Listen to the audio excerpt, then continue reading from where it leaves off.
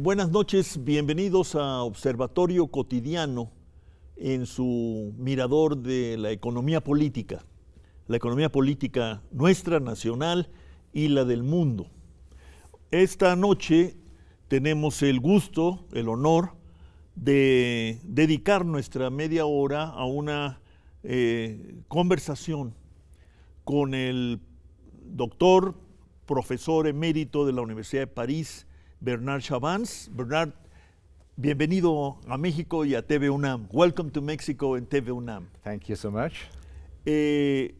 Bernard está de visita con nosotros en México, ha estado en diferentes entidades universitarias, tanto en la Ciudad de México como en Jalisco, y coincide su llegada, su visita a nuestro país con el lanzamiento que ha hecho el Fondo de Cultura Económica de su trabajo más reciente, his most recent book, I suppose. No, actually, this book, the first edition was published 10 years ago. This is the second edition. The second edition. Yes, yes. Sobre un tema fundamental que ha reclamado la atención, el estudio por muchos años de buena parte de la academia, de las ciencias políticas y sociales y desde luego de la economía en nuestro país y en el resto del mundo. El libro se llama La economía institucional y es un espléndido repaso, una síntesis muy útil, muy adecuada, correcta, de lo que podemos llamar ahora, a partir precisamente del libro, de un muy variado, muy complejo pensamiento político, económico y social que resumimos en la idea de pensamiento institucional. El libro va a ser de mucha utilidad para la docencia, para el estudio, para la reflexión sobre los problemas que hoy encaramos desde México y que yo diría encaramos desde prácticamente todos los miradores del mundo contemporáneo después de lo que hemos dado en llamar la gran recesión, que estallara pues hace 10 años con la quiebra o el desplome de la gran institución financiera conocida como Lehman Brothers. Bernard, congratulations for the book. It's a very nice, splendid synthesis, very useful and easily reading, in my opinion. You talk about institutions. Some years ago, the World Bank entitled his main yearly publication on development, saying institutions matter. That's what you also say and argue about. Would you say that the crisis in 2008, 2009 is an expression of institutional malformation, institutional deficits? Would you say that the question before us is a re-engineering of the world institutions that were more or less organized, designed, imagined even after the end of the Second World War, what we used to know as the liberal order? Yes, the answer is yes. Actually, the question of institutions, the importance of institutions has been raised long ago at the turn of the 19th and beginning of the 20th century. It was a central question for economic thinking for a number of decades.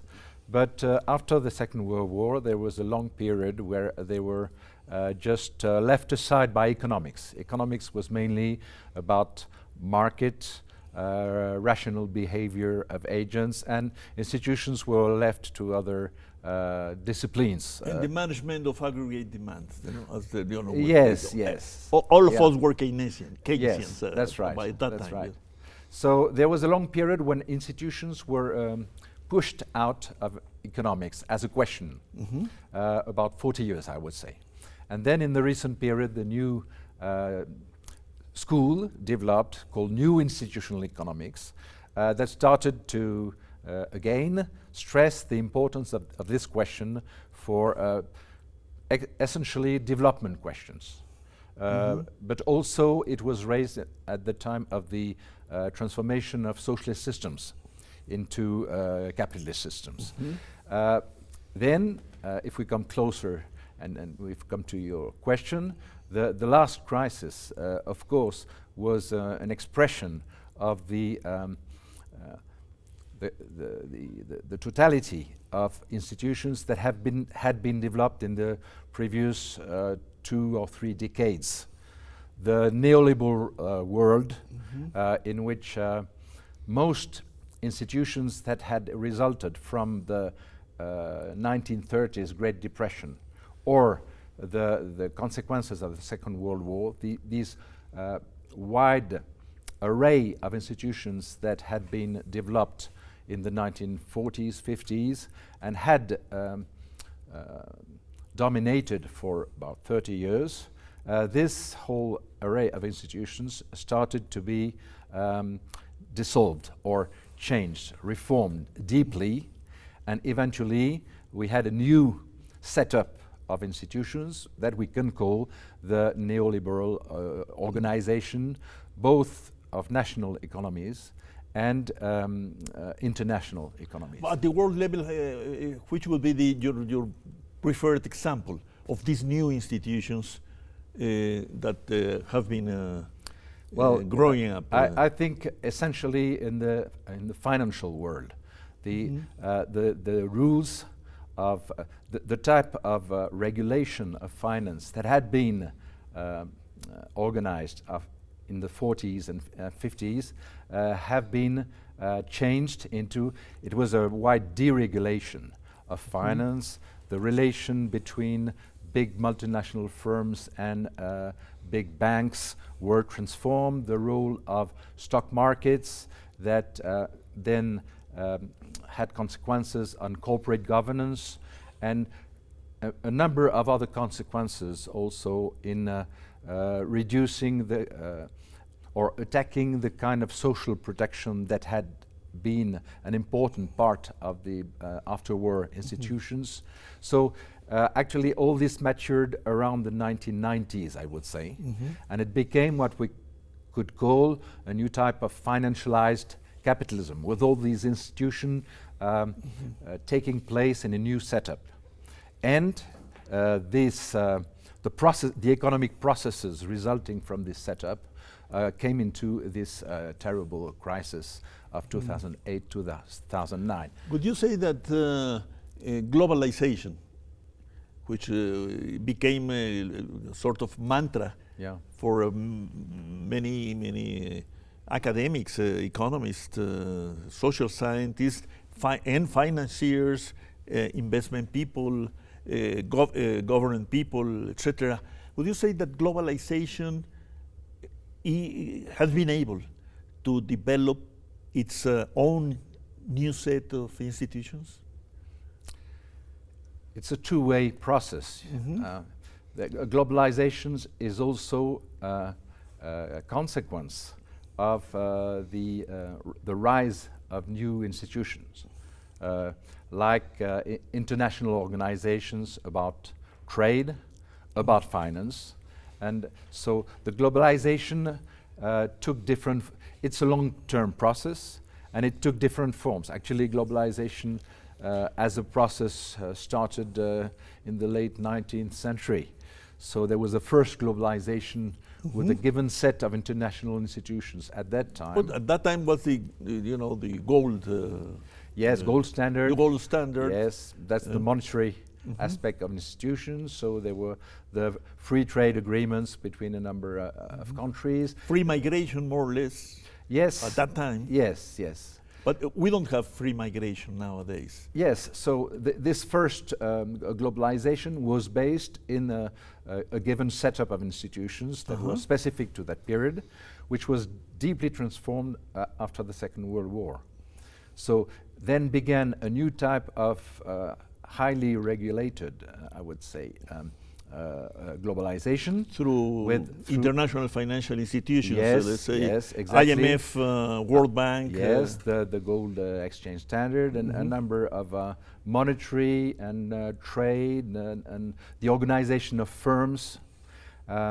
It was the period of Fordism that has been based on this setup, and then with the change of institutions in the 1980s, 1990s, there was a shift to this new financialized setup of institutions. So the globalization we know today is the result, the consequence of this new setup of institutions. Could you say that it's a good approach to the present situation and its perspectives to talk about these circumstances as the first global crisis of the new globalization that started in the 1980s, 1990s? Yes, yes. Would you think it's more or less correct to address the world situation? Yes, I agree. I agree. What is interesting is that most significant institutional changes previously resulted from big crises, big social conflicts, even wars. So we could have expected that the last crisis would lead to significant change in basic institutions, especially in the international relations or in corporate governance that are linked to financialization. But it is quite surprising to see that after this crisis, after the shock of the crisis, actually there was a kind of recovery of the previous system. The change in the institutions for regulation has been very limited, actually, and so possibly we are living in the same tensions than of the decades before the crisis. Yeah, it's a sort of a bad resiliency. Yes, by the, exactly. the world economic system. Let's take a break and we continue with this point. Okay.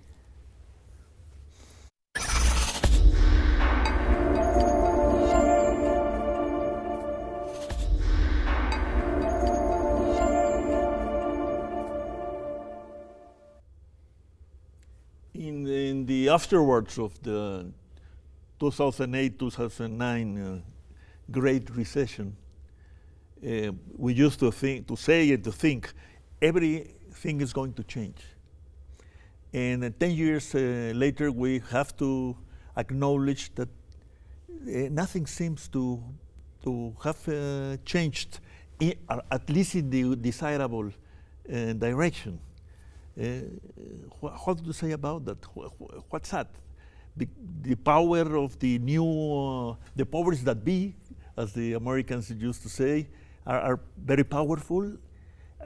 We didn't realize that we were under a new kind of rule and government at the world level, or what's your opinion of this apparent paradox?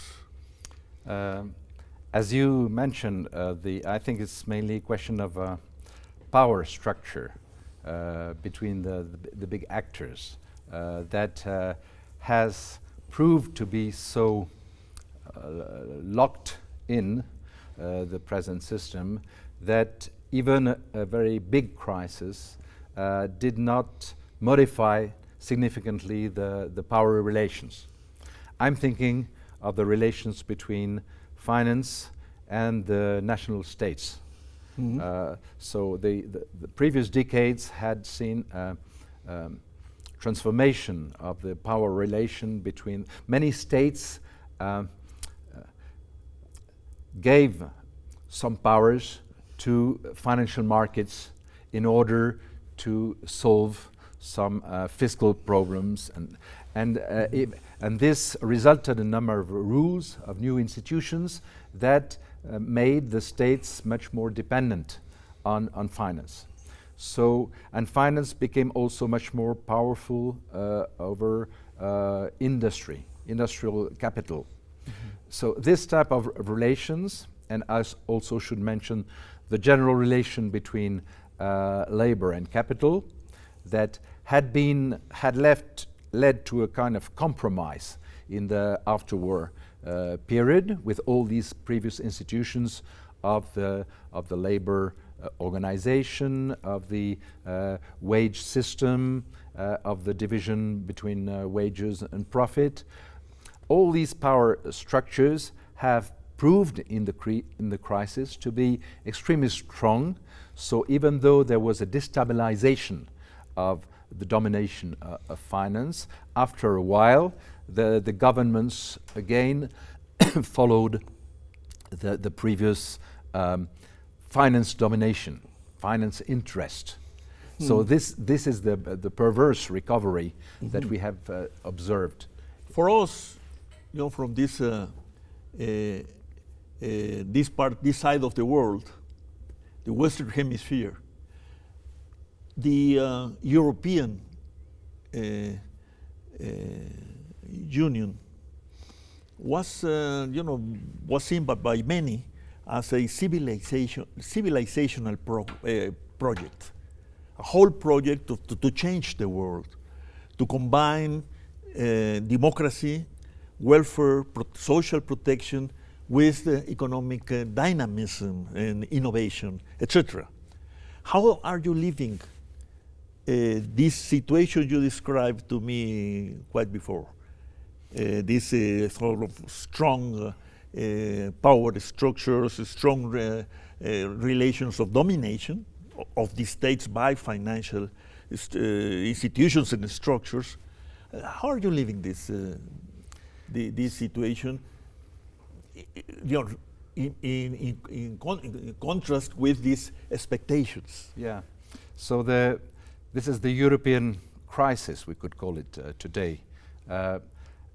I believe, as a long-term view, the cultural or civilizational project of Europe remains here.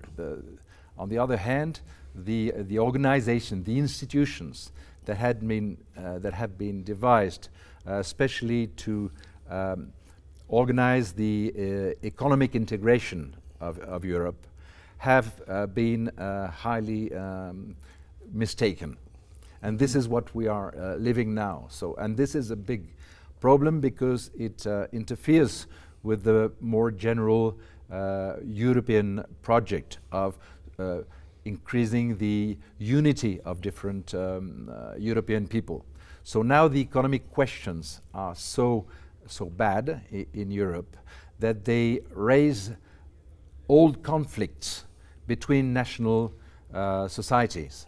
And for instance, the relation to Germany, which is the great present beneficiary of the rules of the European Union, of the European monetary system especially, and the south countries of Europe like Greece, Spain, Italy now, and possibly France also.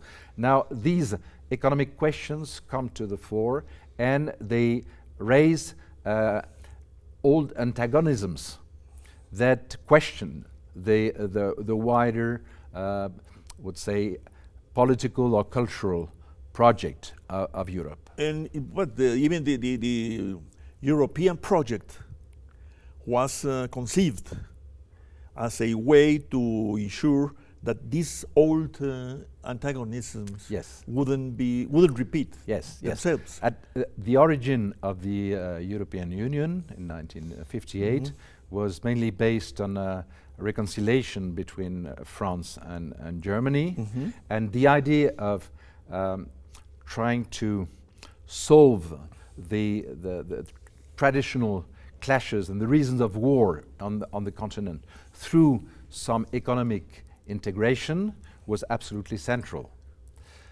But this evolved after that because when the European Union grew with a number of new countries, and the last were all the countries of Central Europe that became members of. Now it has become a very big and possibly too big organization to be working with some relation with democratic national systems. So there is a crisis of national democratic institutions, which is accelerated, I would say, by the present organization of the European Union. And probably accelerated by what you're calling nowadays a humanitarian crisis. Of course. Produced by migration, by mass migration. Of course. And this is very typical of the present failure of institutions, because this, of course, this is a big challenge to face this migration, huge migration from poor countries, from Africa, but also from countries in Middle East, where actually some European countries have some responsibilities also, and to face this with a unified position. And as we know, there is a total, there are oppositions in the way to cope with that, and the humanitarian crisis in Mediterranean Sea is absolutely not solved, and we cannot see any reasonable solution. We used to talk in the 1980s of the need for a claim for a new international economic order. We used to talk about the third world and a structural conflict between nations with different levels of economic progress and development. All this seems to have been put aside by globalization first, and then for the crisis of globalization. What would you expect of that? Because these claims, these propositions, these political movements, well, somehow represented most of the world population, and we are still here. How do you see the perspective of the world, taking into account the existence of this mass of population distributed in Africa, Asia, and of course Latin America?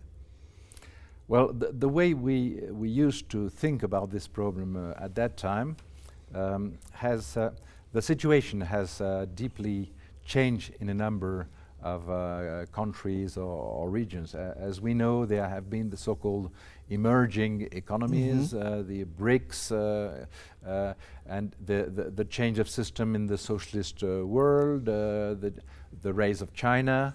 All these things all these transformation have deeply changed the way to assess the problem of development. And it's interesting to see that institutional economics has been concerned about these development questions.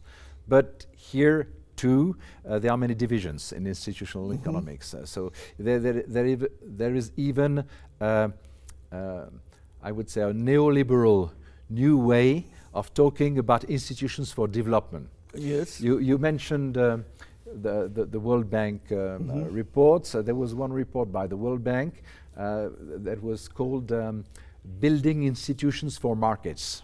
Yes, I remember that. So it means that you have to take into account institutions, but it is only to the finality of to enhance the market system. And so now, especially in the international organizations and in mainstream economics, there is this idea that there are good institutions, which are the neoliberal ones, flexible labor market, deregulated finance, etc. And there are bad institutions, essentially where the state regulates or has strong policies. So the new neoliberal institutionalist answer is we should promote good institutions and fight against bad institutions. I think it's a really biased way of seeing the real contribution. But then they are not addressing the main question that you mentioned before. Yes. That's the question of democracy and national democracies, and in relation with the whole world system that we don't have anymore. Yes. Well, one of the big problems we have, I think, in the present world is the lesson that how to organize democracy. We have not yet invented other ways than doing this at the national level. Yes. So, while globalization is pushing to a decline of the national area, but actually as far as political forms are concerned, it remains the basis of political organization where democratic forms, social compromises can be built. That's why we have to ask once and again, will democracy survive? Yes. Globalization, and even in America they are wondering whether democracy could survive capitalism. Yeah. Yeah, and they are now, even Mrs. Albright, talking about the danger of fascism. And in Europe, you are talking about Yes, this, all this. Yes. But the rise of anti-democratic movement is in Europe strongly linked to this very poor institutional organization that should be transformed to give some chance to democratic form to develop again. Thank you very much, Bernard Chavance. And again, congratulations for your book, and thanks for the interview and the conversation. Thank you so much. Gracias a ustedes. Buenas noches.